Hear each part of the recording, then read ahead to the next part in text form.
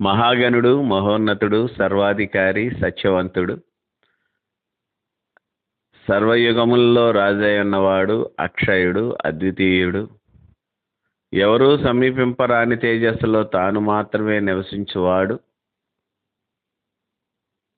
తన నోటి మాట చేత సమస్తమును సృష్టించినవాడు, సృష్టికర్త, అబ్రహాము దేవుడు, ఇస్సాకు దేవుడు, యాకోబు దేవుడు, తన యందు భయభక్తులు నిలుపువారి ఎడల ఎప్పటికీ సాత్వికముతోనూ నమ్మకముతోనూ నడిపించువాడు, నమ్మదగినవాడు, నమ్ముకొనదగినవాడు, మనం నమ్మదగిన వారిగా ఉన్నప్పుడు కూడా నమ్మదగినవాడిగా ఉన్న తండ్రి అయిన దేవునికి, మన ప్రభువు రక్షకుడైన యేసుక్రీస్తు వారి ఘననామందు స్తుతులు, స్తోత్రాలు, వందనాలు, కృతజ్ఞతాస్తుతులు చెల్లిస్తున్నాను. ఆయన ఘనమైన నామాన్ని బట్టి భూమి మీద విస్తరిస్తూ వర్ధిల్లుచున్న మీకు కూడా క్రీస్తు వారి పుణ్యనామంలో శుభములు, వందనములు తెలియజేసుకుంటున్నాను. సహోదరులారా, స్నేహితులారా, మీరందరూ క్షేమంగా ఉన్నారు కదా? మరొక రోజు మీతో కలిసి దేవుని వాక్యం ధ్యానం చేయటానికి ప్రభు మనకిచ్చిన కృపను బట్టి ప్రభునందు ఆనందిస్తూ స్తుతిస్తూ నేటి వాక్య ధ్యానాన్ని కీర్తనల గ్రంథము 24వ కీర్తన 8వ వాక్యం నుండి ధ్యానం చేస్తాం. కీర్తనల గ్రంథము 24వ కీర్తన 8వ చరణం. మహిమగల ఈ రాజు ఎవడు? బలశౌర్యములు గల యెహోవా, యుద్ధ సూర్యుడైన యెహోవా. మరొకసారి చదువుతాను. మహిమగల ఈ రాజు ఎవడు? బలశౌర్యములు గల యెహోవా, యుద్ధ సూర్యుడైన యెహోవా. దేవుని యొక్క శక్తిని బట్టి, ఆయన యొక్క సృష్టిలో ఆయన కనిపించినటువంటి ఆయన యొక్క గొప్ప అపరిమితమైన శక్తిని బట్టి ఈ కీర్తన ప్రారంభం అవుతుంది. మీరు గమనిస్తే 24వ కీర్తన, భూమియు దాని సంపూర్ణతయు, లోకమును అందులో ఉన్న నివాసులు కూడా యెహోవావే, ఆయనవే. అంటే ఆయన లేకుండా ఏమీ కలగలేదు అనేది మనకి స్పష్టంగా తెలిసిపోతుంది. చాలా ఇబ్బందికరమైన విషయం ఏంటంటే, ఆయనే లేడు అంటున్నారు చాలా మంది. ఇది ఇంకా దీన్ని ఏమనాలి? ఇంకేం అనలేం, ఇక అంతే.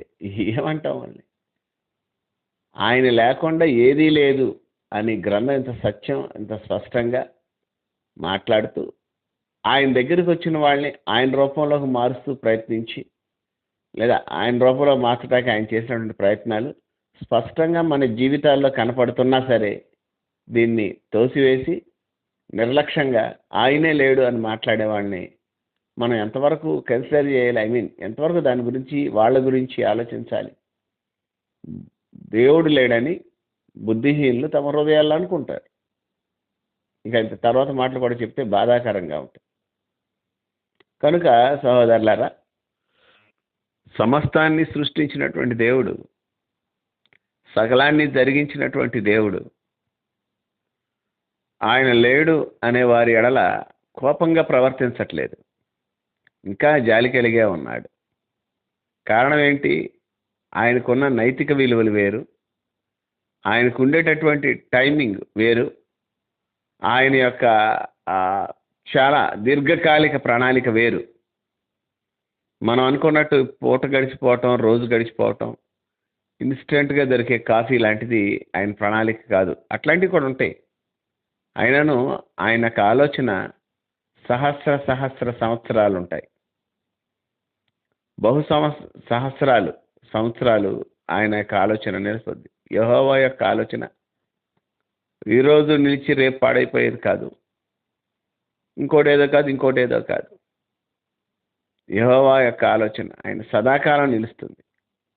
ఇతరులు చెప్పినట్లు, అంటే కొంతమంది సైంటిస్టులు ఒక ఫార్ములా అనుకుంటారు, కొన్నాళ్ళ తర్వాత ఇంకో సైంటిస్ట్ ఆ ఫార్ములా తప్పు, ఇది కరెక్ట్ అని చెప్తే అందరూ దానికి నోబెల్ ప్రైజ్ ఇస్తారు. ఇంకొన్నాళ్ళకి ఇతను తప్పు అని ప్రూవ్ చేస్తాడు ఇంకొక అతను, లేదా దీనికన్నా ఇది మెరుగైంది, ఇది బెస్ట్ అంటాడు, దానికి నోబెల్ ప్రైజ్ ఇస్తారు. వీళ్ళకి ఆలోచన ఇక కంటిన్యూ అవ్వదు అంతకుముందు వాళ్ళవి. యెహోవా ఆలోచన అట్లా కాదు, ఇప్పుడు కంటిన్యూ అవుతోంది, ఇంతకుముందు కంటిన్యూ అయింది, రేపు కంటిన్యూ అవుతుంది కూడా. దేవుని నామానికి మహిమ కలుగును గాక. కనుక ప్రభునందు ప్రియమైనటువంటి సహోదరులారా, మనం ఇక్కడ గమనించినప్పుడు మహిమగల ఈ రాజు ఎవరు? ఈ మహిమగల రాజు మన ప్రభు అయిన దేవుడే. ఈయన వచ్చినట్లు మీ యొక్క తలుపులు ఎత్తుకోండి గుమ్మాలారా అని గుమ్మాలతో మాట్లాడుతూ ఈయనకున్న గుణాన్ని లేదా ఈయనకున్నటువంటి ఒక కెపబిలిటీ గురించి మాట్లాడుతూ అంటాడు, ఈయన బలశౌర్యములు గల యెహోవా. బలశౌర్యము అనే మాట మీరు కొంచెం వినండి. బలశౌర్యం అనేది ఒక మాట కాదు, రెండు మాటలు. బలము వేరు, శౌర్యము వేరు. బలము శౌర్యము రెండు ఉండాలి. చాలామందికి బలం ఉంటుంది, చాలా బలం ఉంటుంది. బల్లిని చూసి, పిల్లిని చూసి, ఎలుకను చూసి, బొద్దింకను చూసి పారిపోతారు వాళ్ళు. ఇక అంతే. చాలా కండలు తిరిగిన బలాఢ్యులు నిలబెట్టి అట్లా దీన్ని తోసారంటే కారు ఒక్కడే తోసి స్టార్ట్ చేసేయగలడు, ఒక్కడే కారుని. అలాంటి వాళ్ళకి ఇద్దరు లారీని కూడా తోసేయగలరు స్టార్ట్ అవటానికి. కనుక సహోదరులారా, అట్లాంటి బలాఢ్యుడికి శౌర్యం ఉండదు. పావును చూస్తే పారిపోయి కుర్చీ కూర్చుంటారు. శౌర్యం వేరు, బలం వేరు. కొంతమంది శౌర్యం ఉంటుంది, బలం ఉండదు. ఆ శౌర్యం ఉన్నవాడు బలం లేకపోయినా సరే తన శౌర్యత్వాన్ని బట్టి లేదా తన శూరత్వం బట్టి కొంతవరకు నెగ్గుకు రాగలడు. బలవంతుడై ఉండి వెనక్కి తగ్గేవాడిని బలహీనుడు కూడా కొట్టేస్తాడు. అంతే. రోషం ముందు ఎవడో నిలవలేడు కదా.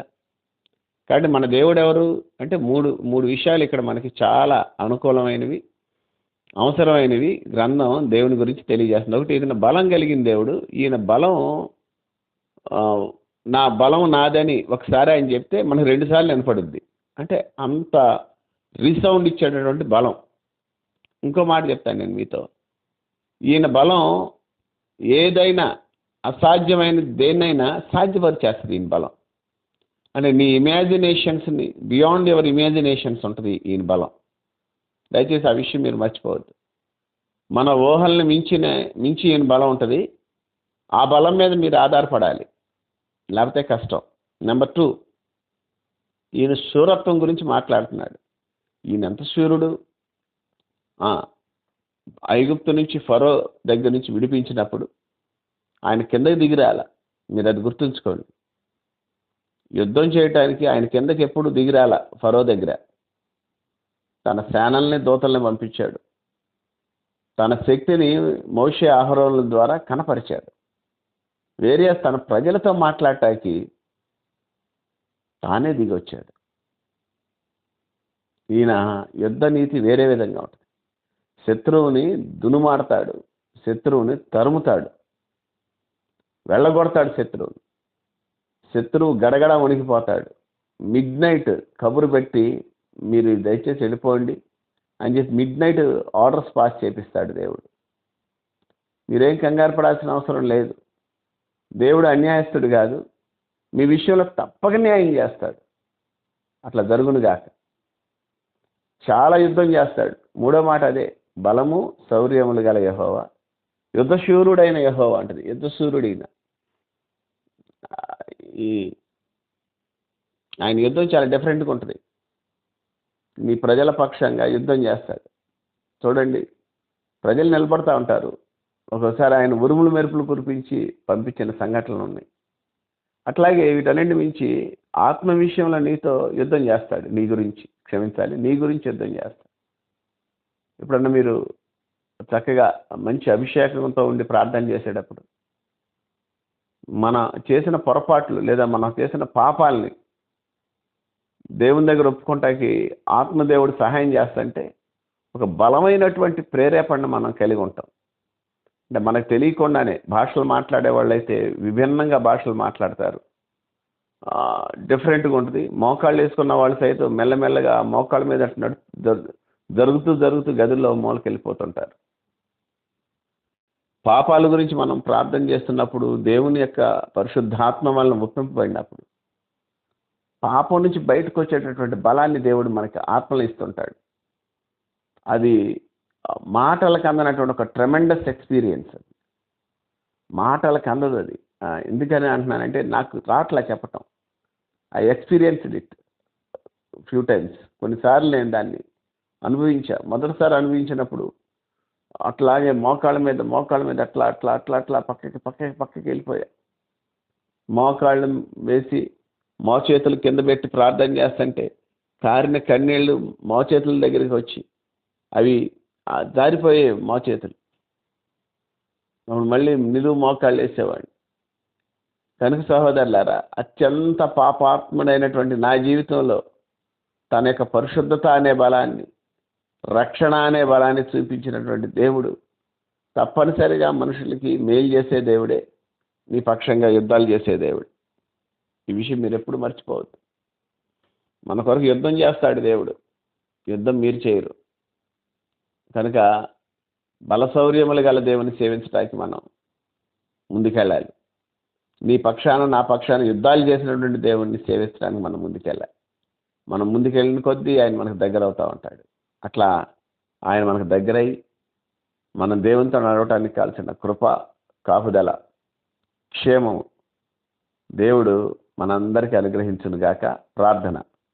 మహాపరిశుద్ధుడు అయిన తండ్రి, ప్రేమ నమ్మకములు గలవాడ, మీకే వందనాలు, స్తోత్రాలు. మరొకసారి నాయన, నీ కుమారుడు మా రక్షకుడైన యేసుక్రీస్తు వారి పుణ్యనామమున నీ సన్నిధానానికి మేము చేరి ఉన్నాం. కనికరపూర్ణ నీ కనికరానికి మమ్మల్ని అప్పగించుకుంటున్నాను. బలపరచండి, నీ క్షేమస్థితిని మాకు దయచేయండి. ఈ సమయంలో నా ప్రభా నాయన, మీరు మా పక్షాన్ని యుద్ధం చేస్తారని, అసమానమైన నీ బలంతో మీరు మమ్మల్ని ఎత్తిపట్టుకుంటారని, గొప్ప కార్యాలు చేస్తారని, అన్నిటిని మించి నువ్వు శూరుడు అని, నిన్ను బట్టి మేము కూడా సౌర కార్యాలు జరిగించినట్టు శూరత్వాన్ని మాకు నేర్పిస్తావని నమ్మి మిమ్మల్ని స్తుతిస్తున్నాం తండ్రి. కనికరించండి. ఆదివారపు ఆరాధనకు వెళ్ళటానికి అనేకమైన ఆటంకాలు వస్తాయి. ప్రతి ఆటంకము నజరేయుడైన యేసు నామములో తొలగిపోవును గాక. నజరేయుడైన యేసు నామములో ప్రతి విధమైనటువంటి వ్యర్థత సంఘాల్లో నుంచి తొలగిపోవును గాక. నీ కటాక్షం మా మీద ఉంచండి, నీ కనికరం మా మీద ఉంచండి. నీకే కృతజ్ఞతాస్తుతులు చెల్లిస్తాం. మేమేమై ఉన్నామో అది నీ కృప అని చెప్పి ఒప్పుకుంటున్నాను. మంచి దేవుడా, నీకే స్తోత్రాలు, స్తుతులు చెల్లిస్తున్నాం నాయన. మరి సమయంలో ప్రతి ఆరాధన మీరు ఆశీర్వదించండి, ప్రతి సంఘ కాపరిని మీరు దీవించండి. వాళ్ళు చేసే ఆరాధనలంతట్లోనూ తోడైండి, నడిపించండి, ఎత్తిపట్టుకోనండి. మేమేమై ఉన్నామో అది నీ కృప అని ఒప్పుకుంటున్నాను ప్రభువా. నీ కటాక్షం మా మీద ఉంచండి. నీకే కృతజ్ఞతాస్తుతులు చెల్లిస్తున్నాను. కనికరించమని ఘనత, మహిమ, ప్రభావములు యుగయుగములు మీకు ఆరోపిస్తూ మా ప్రభువును రక్షకుడైన యేసుక్రీస్తు వారి పుణ్యనామం కృతజ్ఞతాస్తుతులు చెల్లించి వేడి బ్రతిమాలుకొంటున్నాము తండ్రి. Amen, amen, amen.